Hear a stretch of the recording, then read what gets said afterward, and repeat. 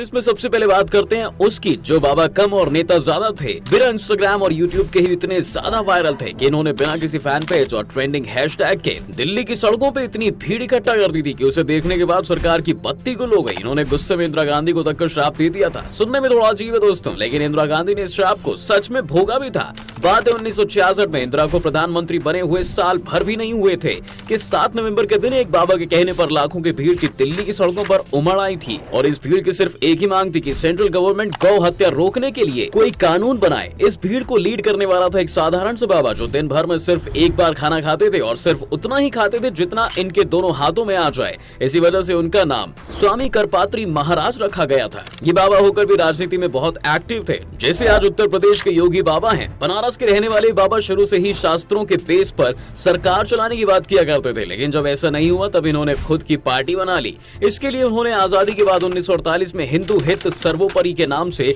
नारा देते हुए अखिल भारतीय साम्राज्य परिषद नाम की एक पार्टी बनाई। लेकिन साल 1966 में जब गौ हत्या को लेकर कानून बनाने की बात सामने आई, उसमें इन्होंने भड़काऊ भाषण भी दिया कि दिल्ली की सड़कों पर आई भीड़ को संभालना पुलिस के लिए मुश्किल हो गया था। तब सरकार ने सिक्योरिटी के लिए फायरिंग शुरू कर दी। इस फायरिंग में न जाने कितने ही साधु संत, औरतें और बच्चे मारे गए। तभी बाबा ने इंदिरा को श्राप दिया कि जिस तरह से आज तेरी वजह से इन साधु संतों ने गोलियां खाई है, उसी तरह से तू भी एक दिन ऐसे ही गोलियों से मारी जाएगी। और इंदिरा के साथ ऐसा हुआ भी था दोस्तों। अब ये इत्तेफाक था या फिर बाबा का श्राप, ये तो कोई नहीं जानता। इस घटना की वजह से उस समय की गृह मंत्री की गद्दी संभाल रहे गुलजारी लाल नंदा को भी इस्तीफा देना पड़ा था। वैसे ये बाबा सिर्फ इंदिरा से ही नहीं बल्कि उनके पिता नेहरू से भी भिड़ चुके थे। करपात्री बाबा ने हिंदू कोड बिल का बहुत विरोध किया था। इस बिल की वजह से इतना भड़के थे कि 1952 में इन्होंने नेहरू के खिलाफ एक दूध बेचने वाले को इलाहाबाद की फूलपुर सीट से चुनाव में खड़ा किया था। करपात्री बाबा अकेले ऐसे बाबा नहीं थे जिनकी राजनीति में इतनी धाक थी। इनके साथ साथ बाबा राघव दास की भी अपनी एक अलग ही पहचान थी।